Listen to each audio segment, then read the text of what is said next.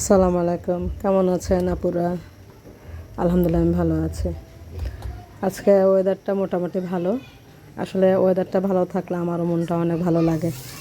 আপনাদের কার কেমন লাগে? বিশেষ করে আমার বর্ষার ওয়েদারটা বেশি ভালো লাগে। আগে শীতকাল ভালো লাগতো, এখন বর্ষাকালটা কেন জানি বেশি ভালো লাগে। যদিও মানুষের অনেক ভোগান্তি হয়, কষ্ট হয়, তারপরে ভালো লাগে। তো আজকে আসলে আমার কোনো স্পেশাল তেমন কোনো রান্না নাই। আমি প্রতিদিন যা রান্না করি সেটা হয়তো প্রতিদিন দেওয়া হয় না, কিন্তু আমি চেষ্টা করি আপনাদের সাথে সবসময় জয়েন থাকার জন্য। তো আসেন, চলেন রান্না করতে করতে কিছু কথা বলি। যেহেতু আমরা মহিলা, আমরা সবসময় পরিবার কেন্দ্রিক থাকে, স্বামী সন্তান, তার স্বামী রিলেটেড পরিবার, নিজের বাবার বাবার সাথে রিলেটেড বন্ধু বান্ধব, সবার সাথে আমাদের রিলেটেড একটা সম্পর্ক থাকে। তারপর আসেন আজকে আমরা একটা পার্টনার একটা গল্প করি। আমরা যখন বাচ্চাদেরকে স্কুলে নিয়ে যাই তখন আমরা ভাবিরা মিলে কিন্তু অনেক গল্প করি। আসলে এক একজনের পরিবারের সিস্টেম এক এক রকম মন মানসিকতা, যার যেমন মন মানসিকতা তার তেমনই। তো আমি বেশি একটা গল্পের মাঝে থাকি না, মাঝে মাঝে থাকি, কারণ থাকতে ভালো লাগে।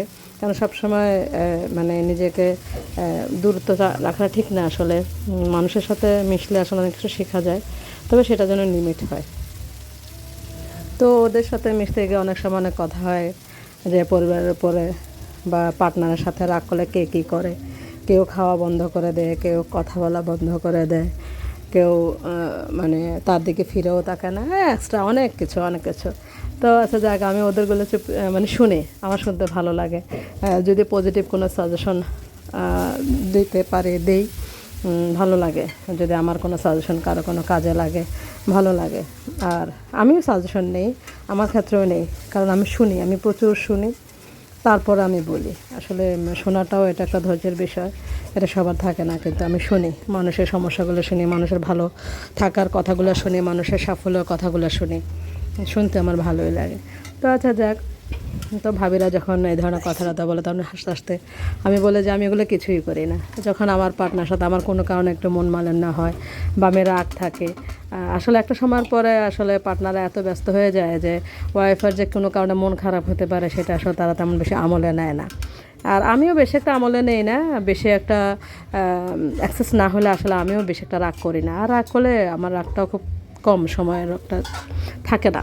তো যাই হোক, আমি যদি কোনো কারণে কোনো অ্যাক্সেস রাগ করে থাকি, আমি একদম ফিরেও তাকাই না, নিজের মতো করে সাজগোজ করতে থাকি, রূপচর্চা করতে থাকি। হ্যাঁ, পার্টনারের দিকে পার্টনার আমার সাথে কেন কথা বললো না, বা সে সরি কেন বললো না, আমি সরি কেন বললাম না, আমি এগুলো নিয়ে একদমই মাথা ঘামাই না। তখন আমাকে খুব মানে খুব স্বাধীন মনে হয় যখন আমার পার্টনার কয়েকদিন মানে কথা বলে না কোনো একটা কারণে, বা আমি কথা বলি না, আমার থেকে এত ভালো লাগে, এত শান্তি লাগে। আহা, মনে হইতেছে আমি মনে হয় এখন শিকল মুক্ত।